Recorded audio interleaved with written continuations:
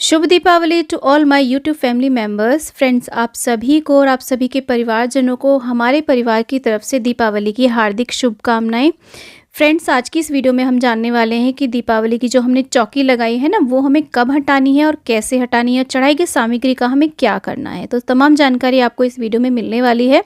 दीपावली पूजन से संबंधित ऑलरेडी बहुत सारे वीडियोस आ चुके हैं, आप उन वीडियोस को भी चेकआउट कर सकते हैं। बहुत ही महत्वपूर्ण वो सारे वीडियोस हैं।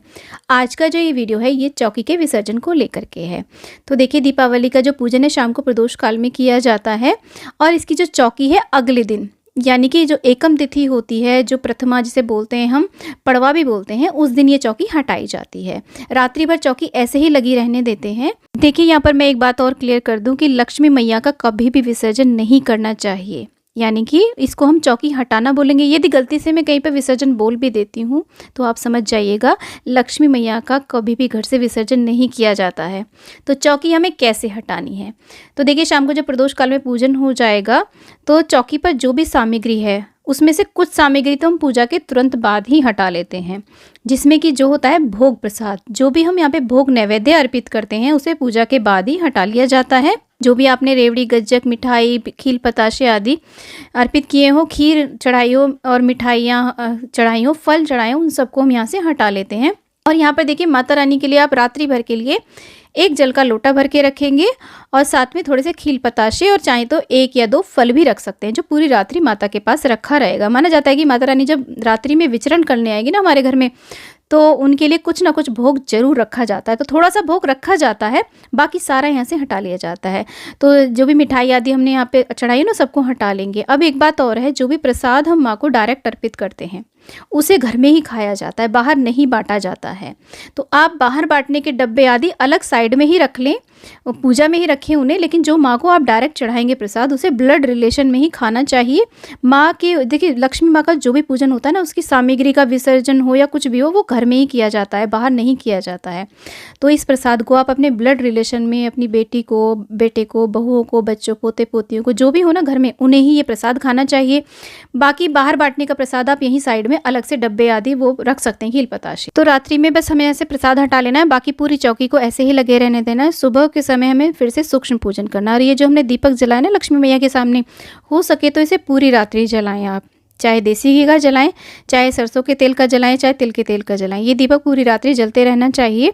और अगले दिन क्या करना है, सुबह के समय फिर से सूक्ष्म पूजन करेंगे। हम धूप दीप दिखाएंगे, छोटा सा एक अलग से दिया जलाएंगे, क्योंकि ये तो अखंड ज्योत है, अलग से एक दिया जलाएंगे, धूप दीप दिखाएंगे और हाथ में अक्षत पुष्प लेकर के माता रानी से हम प्रार्थना करेंगे कि हे माता महालक्ष्मी, आप भगवान श्री हरि विष्णु सहित गणेश भगवान शुभ लाभ रिद्धि सिद्धि सहित आप हमारे घर में सदैव विराजमान होकर के रहिए। हम इस चौकी को यहाँ से हटा रहे हैं, इसकी सामग्री को हटा रहे हैं, आप सदैव हमारे घर में निवास करिए, हम आपका विसर्जन नहीं कर रहे हैं। हे मैया, हम पर अपनी कृपा दृष्टि बनाए रखिएगा। उसके बाद में अक्षत पुष्प को हम इस प्रकार से चौकी पर छोड़ देते हैं। फिर हम सामग्री को हटाना शुरू करते हैं। तो देखिए, सबसे पहली बारी आती है कलश की, जो कि बहुत ज़्यादा कॉमनली प्रश्न पूछा जाता है, कलश का हमें क्या करना है। कलश में नारियल है, हमारे यहाँ तो नारियल को बघार के प्रसाद के रूप में खा लिया जाता है। अब देखिए, कुछ लोगों की क्या परंपरा होती है कि ये जो कलश का नारियल होता है ना लक्ष्मी पूजन का, इसे लाल कपड़े में बांध करके रख दिया जाता है 1 वर्ष के लिए। तो अगर आपके यहाँ ऐसा हो तो ऐसा भी कर सकते हैं, परंतु हमारे यहाँ तो प्रसाद के रूप में से खा लिया जाता है। लेकिन बाहर भूले से भी आप इसको विसर्जित ना करें। कुछ लोग जल विसर्जन कर देते हैं, बिल्कुल भी नहीं करना है। लक्ष्मी पूजन की कोई भी चीज़ हमें बाहर विसर्जित नहीं करनी है। और ये जो नारियल के ऊपर हमने कलावा लपेटा है या चुनरी लपेटी है, चुनरी को आप पूजा में रीयूज़ कर सकते हैं और कलावे को आप अपने बच्चों के और अपने हाथों पे अवश्य रूप से बांधे, बहुत ही शुभ रहता है। अब कलश के देखिए जल का हमें क्या करना है, जल से वही हम छींटा दे देंगे पूरे घर में और उसके बाद में इसके अंदर जो लौंग, इलायची, सुपारी, हल्दी निकलती है, चाहे तो आप इसे किचन में प्रयोग में ले सकते हैं या फिर आप अपने घर में ही गमले या क्यारी में विसर्जित कर सकते हैं। कलश के अंदर जो सिक्का निकलेगा, कमलगट्टा, गोमती चक्र निकलेगा, इसे हमें सुरक्षित रख लेना है अपने पास ही। आप चाहे तो तिजोरी में या पूजा स्थल पे आप रख लें, इसे बाहर नहीं डालना है, ना ही इसका विसर्जन करना है। और इसी के साथ में जो कलश है, कलश का अगर धातु का कलश है तो आप दोबारा से धुल करके इसे रीयूज़ कर सकते हैं। मिट्टी का कलश है तो आप इसे किचन में प्रयोग में ले सकते हैं, अपने छत पे पक्षियों को पानी रखने के लिए यूज़ कर सकते हैं, कोई भी पौधा आप इसमें लगा सकते हैं। और जो भी इसमें पत्ते हमने लगाए, आम के या अशोक के पत्ते जो आपने कलश में लगाए हैं ना, तो पूजा में प्रयोग किए गए जितने भी फूल, पत्तियाँ आदि हैं ना, उन सभी के साथ में इन्हें आप अपने घर में किसी गमले में या क्यारी में या गड्ढा खोद करके कहीं भी आप इन्हें अपने घर में ही दबा दें। आप इनका भूमि विसर्जन कर दें, बाहर बिल्कुल भी विसर्जित ना करें। और इसी के साथ में जो कलश के नीचे हमने चावल रखे हैं, आपके घर में जो भी चावल रहते हो किचन में, उन चावलों में आप इन्हें मिक्स कर दें, या फिर आप किसी कलश में भर के भी इन चावलों को 1 साल के लिए रख सकते हैं। इन चावलों को हमें रखना होता है, बाहर किसी को भी नहीं देना होता है। इससे माता अन्नपूर्णा की कृपा सदैव हम पर बनी रहती है। तो आप इन्हें अपने घर के भंडार गृह के जो भी चावल हो ना, उनमें मिक्स कर सकते हैं। उसके बाद में बात आती है श्रृंगार की सामग्री की। देखिए, जो भी श्रृंगार की सामग्री यहाँ पे चढ़ाई जाती है, उसे घर की जो भी सुहागिन महिलाएं वो सब प्रयोग करें, बाहर इसे दान नहीं किया जाता है। देखिए, एक प्रश्न बहुत ज़्यादा पूछा जाता है, वो होता है सप्तदान को लेकर के। अगर आपने सप्तदान अर्पित करे हैं माँ के सामने, तो आप इन्हें चाहें तो किसी भी पोटली में बना करके, छोटे छोटे पैकेट बना करके आप अपने किचन में ही 1 वर्ष के लिए रख सकते हैं। नहीं तो जैसे गेहूँ में गेहूँ मिला दें, चावल में चावल मिला दें, मूंग में मूंग मिला दें, जहाँ जहाँ से आपने ये अनाज लिए ना, उनमें वापस से आप मिला दें। तो इससे भी माता अन्नपूर्णा की कृपा हम पर बनी रहती है। यानी कि इन्हें भी घर में ही प्रयोग में हमें लेना है, बाहर नहीं देना है किसी को भी। तो ये हमें सप्तदान का करना होता है। साथ में फ्रेंड्स, पान जो हमने चढ़ाया है, आप चाहे तो फूल पत्तियों के साथ विसर्जित कर दें, चाहे अगर आपका मन हो तो आप खा भी सकते हैं। इसके अलावा जनेऊ जो चढ़ाया है, उसे आप घर में ही प्रयोग में ले सकते हैं, या फिर आप मूर्ति आदि को जनेऊ पहना करके रख सकते हैं। घर में ही विसर्जन भी कर सकते हैं आप इसका। कलावा चढ़ाया तो उन्हें आप देखिए हाथ पे प्रयोग आदि ले सकते हैं। और कमल जो चढ़ाया है, कमल को आप जब ये सूख जाए तो आप इसे अपनी तिजोरी में भी रख सकते हैं। सुखा करके ही तिजोरी में रखें, इसको ऐसे ही ना रख लें, गीला ना रखें, सुखा करके ही तिजोरी में रखें। नहीं तो आप अपने घर में ही गमले में या क्यारी में इसका विसर्जन कर सकते हैं। और ये जो दीपक है ना, इसमें अगले दिन हम घी डालना या तेल डालना बंद कर देते हैं। ये अपने आप ही दीपक ठंडा हो जाएगा। उसके बाद में अगर धातु का दिया है तो रीयूज कर लें, अगर मिट्टी का है तो घर में ही आप विसर्जित कर दें। घर का अर्थ है आपकी जो भी कोई भूमि हो, जमीन हो, वहाँ पर गड्ढा करके आप इस सामग्री को दबा दें, या फिर गमले में दबा सकते हैं इस सारी सामग्री को। गमला तो खैर इतना बड़ा नहीं होता है, जमीन हो आपकी, कोई क्यारी हो, उसमें आप इस सारी सामग्री को, जो भी विसर्जन की चीज़ें है ना, उन्हें आप यहाँ पे दबा दें। देखिए, विसर्जन की कोई भी चीज़ है, उसे हमें किसी पीपल के नीचे, किसी भी नदी आदि में, कहीं पर भी ऐसे ही डाल करके नहीं आना है।